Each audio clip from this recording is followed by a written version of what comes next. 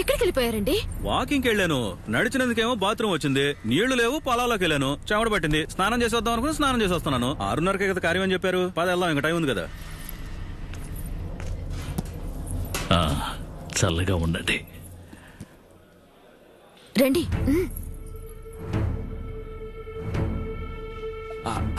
బావగారు, మీరేమీ కాళ్ళ మీద పడక్కర్లేదు. నాకు కూడా అలాంటివేమీ నచ్చవు.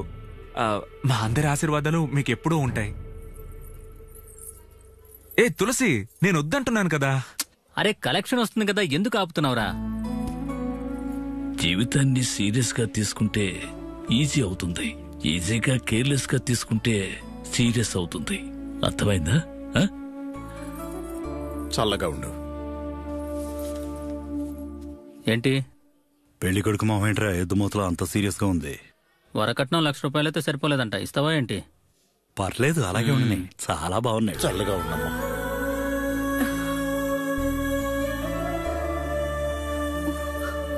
చల్లగా ఉండమ్మా.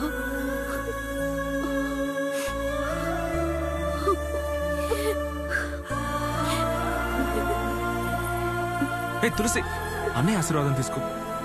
ఎందుకురా? తులసి లేమ్మా, లే. ఇదిగో నాదో చిన్న గిఫ్ట్ తీసుకో, ఏం పర్వాలేదు. రే రే రే, నేను అదే వద్దని చెప్పాను కదా.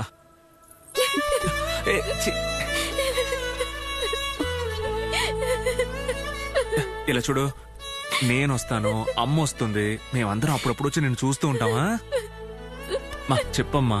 రామ్మా, పెద్దమ్మ పెద్దనాన్న దగ్గర ఆశీర్వాదం తీసుకుందో గాని. తులసి, నువ్వు చల్లగా ఉండమ్మా. ఇన్షాల్లా ఖుష్ రహో బేటీ.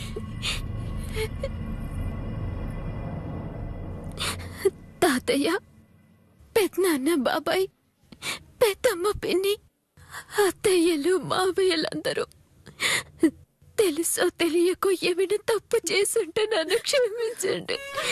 నేను చాలా అదృష్టవంతురాలిని. అమ్మా, నా సొంత అమ్మాయుంటే కూడా ఇలా చూసుకుని ఉండేది కాదు. నువ్విచ్చింది జీవితం కాదు, భిక్షం. మా అన్నయ్య నా కోసం పడ్డ కష్టం ఇంకెవరికి రాకూడదు.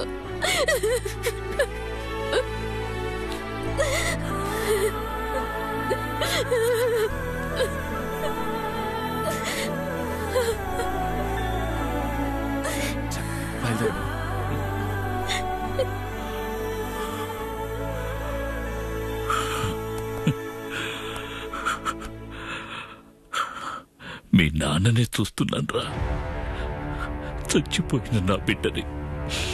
అన్నీ ఆ పోలికలే.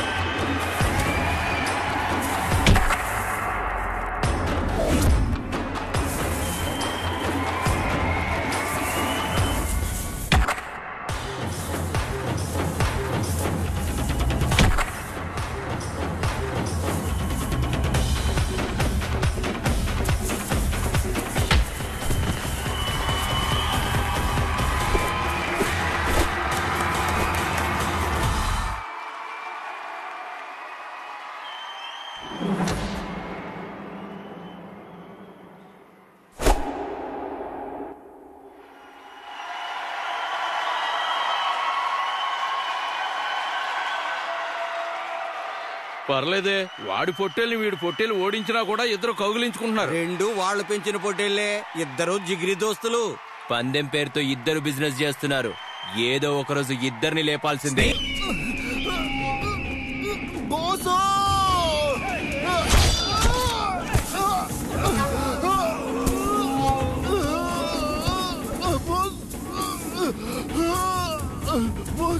నన్నే చెప్పుతో కొడతావా?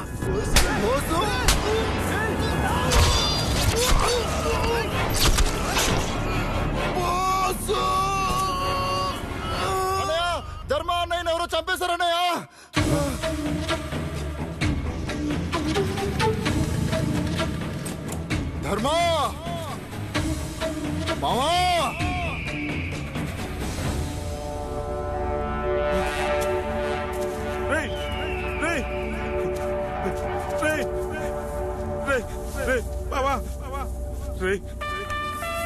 మావా ధర్మా ఏమైందిరా నీకు? ఏమైందిరా మావా?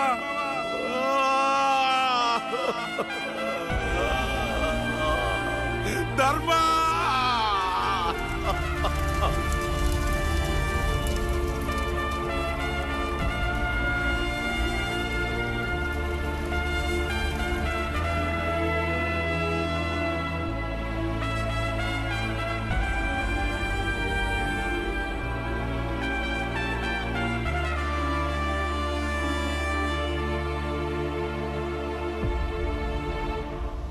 రానన్నారా లోపలికి వెళ్ళి పడుకుందాం. మొగాడు లేని ఇల్లని అడ్డమైన వాళ్ళంతా వచ్చి తలుపులు కొడుతున్నారు. మీరంతా బ్రతికే ఉన్నారు కదా, ఎవరు ఏమీ అడగరండి.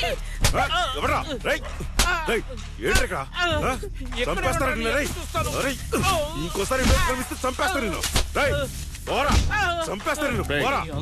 నువ్వెక్కడికి వెళ్తున్నారా? వేళాపలా ఏం లేదా? లోపలికి వెళ్ళి పడుకో.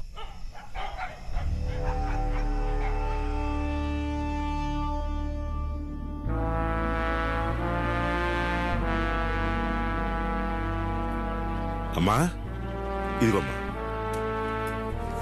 ఇది కసులు పుంచుకో. తీసుకోమ్మా, పర్లేదు తీసుకోమ్మా. ఇదిగో తీసుకో. ఏంట్రా ఏం కొన్నా రెండు కొంటున్నావంట? అవును, నేను చనిపోయినా వాడు అదే చేసేవాడు. వదిలేయమ్మా, పిల్లలు చదువుకునే వయసులో చదువుకుంటారు, ఆడుకునే వయసులో ఆడుకుంటారు. సరేనమ్మా, నువ్వు వెళ్ళి నిద్రపో. దాని తర్వాత చంద్రబోసు రోజు వాళ్ళింటికి రావటం మొదలు పెట్టాడు.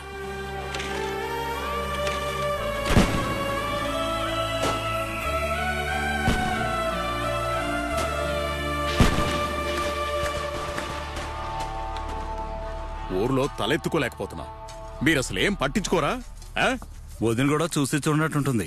ఊళ్ళో అందరూ వేరేలా మాట్లాడుకుంటున్నారు. ఇలాగే ఉంటే మా 2 కుటుంబాలు వేరు కాపురం పెడతాం. నీళ్లు వేడెక్కయా? ఊళ్ళో వాళ్ళు తనకి నీకు ఏదో సంబంధం ఉందనుకుంటున్నారు.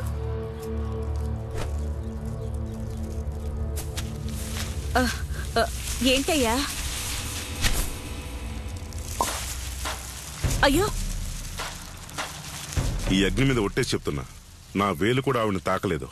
చచ్చే వరకు తాకదు కూడా. ఒకరు కష్టంలో ఉన్నప్పుడు డబ్బు సహాయం చేయటం మాత్రమే సహాయం అనిపించుకోదు. నేను తోడుగా ఉన్నానంటూ ధైర్యం చెప్పడం కూడా సహాయమే. ఊరి జనం ఏమనుకో నాకేం బాధ లేదు. ఒక్కొక్కటి ఇంటికి వెళ్లి తలుపు తట్టి నేను అలాంటి వాడిని కాదని చెప్పాల్సిన అవసరం కూడా లేదు. నేను ఎలాంటి వాడినో నా వాళ్ళైనా మీకు మాత్రం తెలిస్తే చాలు. నేనేం ఊరిని నమ్మట్లేదు. ఊరిని నమ్ముకొని నేను రాలేదు. మీ గురించి నాకు తెలీదా? ఊళ్ళో అంతా అలా మాట్లాడుకుంటున్నారు, మీకు తెలుసా అని అడిగాను. కన్నా ముందే నాకు అంతా తెలుసు. అది చెప్పడానికి ఇన్ని మిరపకాయలు ఎందుకు తగలబెట్టావురా? అసలే ధరలు మండిపోతూ ఉంటే. ఎవరైనా వస్తే పొలం దగ్గర రమ్మని చెప్పు, సరేనా? భోంచేయడానికి రా నాన్న. ఇలా రామ్మా. తులసి దా, నువ్వు కూడా పొలానికి వస్తావా? వెళ్దాము మరి.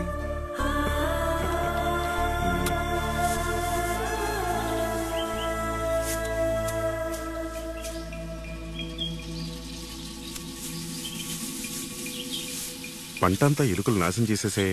అయ్యయ్యో, అరుణ్ బాబు ఎక్కడా? కొట్టుకు వెళ్ళాడండి. వస్తే పొలం దగ్గర రమ్మని చెప్పు. సరేనండి.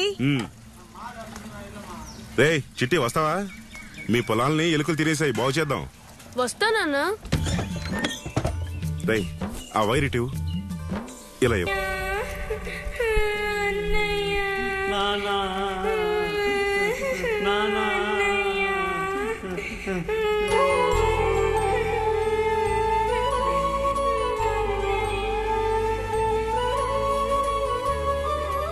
భర్తని కొడుకుని పోగొట్టుకున్న బాధతో తులసి వాళ్ళమ్మ కొద్ది రోజులకే చనిపోయింది. తులసిని ఎవరూ పెళ్లి చేసుకోలేదన్న బాధ కన్నా ఇప్పుడే దిగులు ఎక్కువైంది.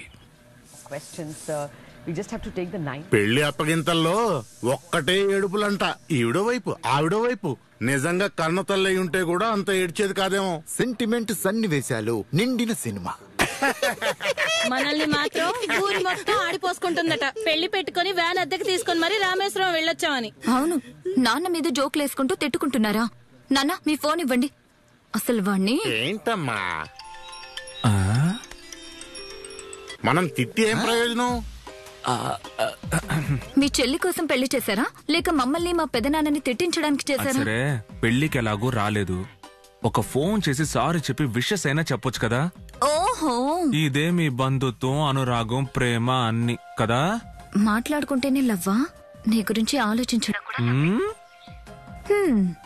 సరే, నువ్వు నాతో మాట్లాడవనుకున్నాను. ఈ జన్మలో నీతో మాట్లాడకూడదని నేను అనుకున్నాను.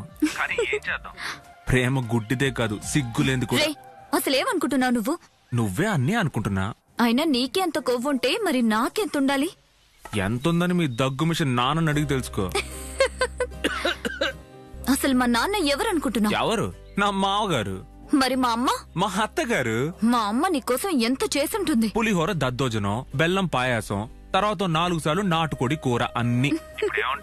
మా చెల్లెలకి విందు ఏర్పాటు చేసాం, అందరూ రండి, తిరిగి ఇచ్చేస్తే పోయా. No way. మా నాన్న నన్ను ఎలా పెంచాడో తెలుసా? నాతో వచ్చి ఉంటేనే కదా తెలిసేది పార్ట్నర్. హే, నువ్వు ఇప్పుడు ఫోన్ చేయడం వల్ల నాకెంత సంతోషంగా ఉందో తెలుసా పార్ట్నర్? మరి మాకు హ్యాపీగానే ఉంది. పీకే కూడా హ్యాపీ అని చెప్పు. పీకే అనబడే పెద్ద కోతి కూడా అక్కడే ఉందా? అదేంట్రా? ఏషియాలోనే అంత దరిద్రంగా నవ్వడం ఇంకెవ్వడికి చేత కాదు. నిద్రపోలేదా తాతయ్య? నిద్ర ఎలా పడుతుందిరా నువ్వు అలా మాట్లాడుతూ ఉంటే? తిట్టినట్టు తిట్టడం చదువుకున్న పిల్ల, అదే పద్ధతి. కలెక్టర్ అవ్వడానికి ఇవేగా అర్హతలు. సొంత వాళ్ళలా ఎవ్వరూ సంతోష పెట్టలేరు, అదే సొంత వాళ్ళలా ఎవ్వరూ బాధ పెట్టలేరు. రేయ్, బంధువులందరికీ భోజనాలు ఎప్పుడు పెడతావురా? తాతయ్య, ముందు రేపు చెల్లికి బావగారికి విందు బాగా పెడదాం.